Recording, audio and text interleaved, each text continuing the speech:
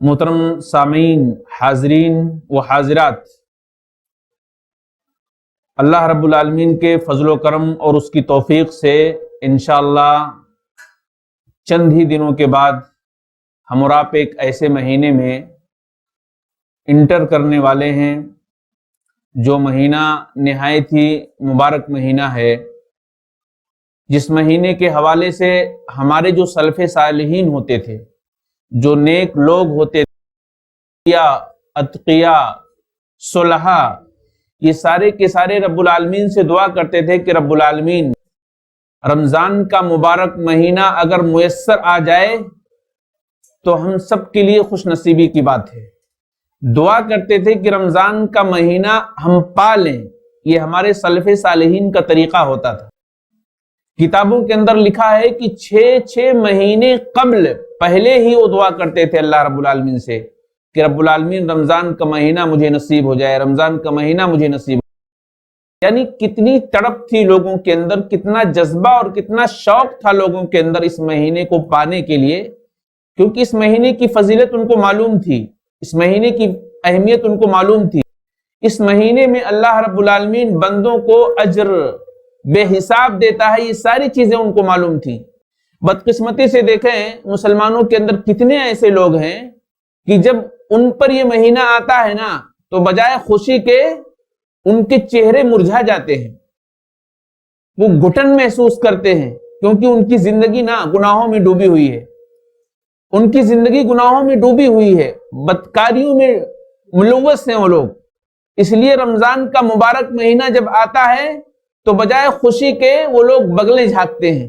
کتنی بدنصیبی کی بات ہے ان لوگوں کے لیے جو اس مبارک مہینے کو اپنے اوپر بوجھ سمجھتے ہیں، اپنے اوپر بوجھ سمجھتے ہیں، جبکہ سلف صالحین کا طریقہ کیا رہا ہے؟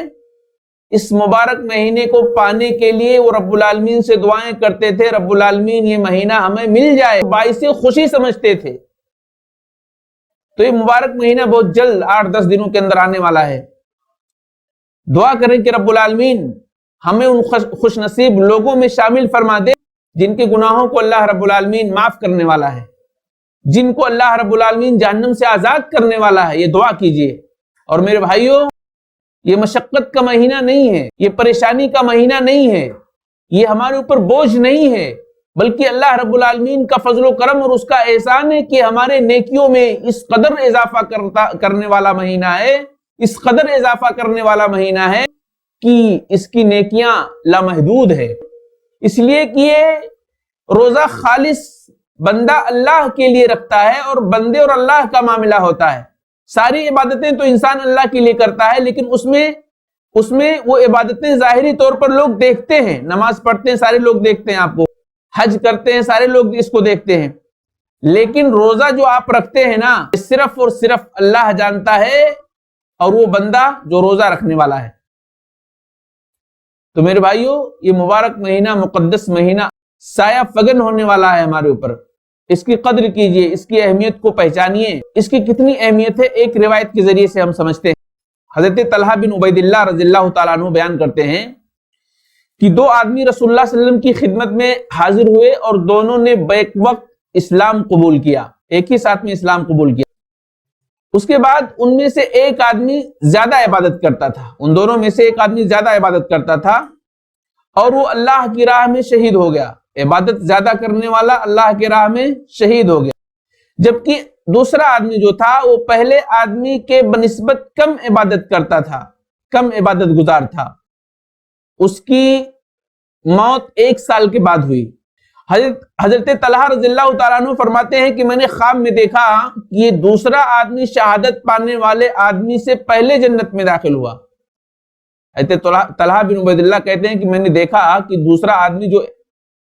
شہید ہونے والے آدمی کے 1 سال کے بعد وفات پاتا ہے، طبعی طور پر اس کی وفات ہوتی ہے، وہ اس سے پہلے جنت میں گھوم رہا ہے۔ معاملہ سمجھ میں نہیں آ رہا تھا، لوگ کنفیوز تھے کہ کیسے ایک آدمی جو اللہ کے راستے میں شہید ہوا اور زیادہ عبادت گزار تھا، اس کے مقابلے میں دوسرا آدمی کم عبادت گزار تھا، وہ پہلے جنت میں کیسے جائے گا؟ تو اللہ کے نبی علیہ السلام نے اس مسئلے کو اس طرح سے سمجھایا لوگوں کو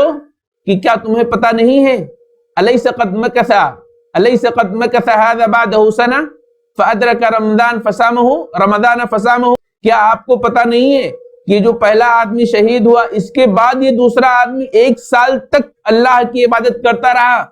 اور اس میں رمضان کا مہینہ بھی پایا اور اس کا روزہ بھی رکھا؟ 1 سال اسے زیادہ عبادت کرنے کا موقع، جس کی 1 سال کے بعد وفات ہوئی، اور مزید یہ کہ اس میں اسے رمضان کا مہینہ بھی ملا تو اس کا روزہ بھی رکھا۔ تو اللہ کے نبی علیہ السلام نے فرمایا کہ اس وجہ سے نا دوسرا آدمی پہلے آدمی کے مقابلے میں پہلے جنت میں گیا۔ آپ اندازہ کیجئے، رمضان کا روزہ رکھنے والا شہید آدمی کے مقابلے میں بھی پہلے جنت میں داخل ہو گیا۔ تو اس کی اہمیت کو سمجھیے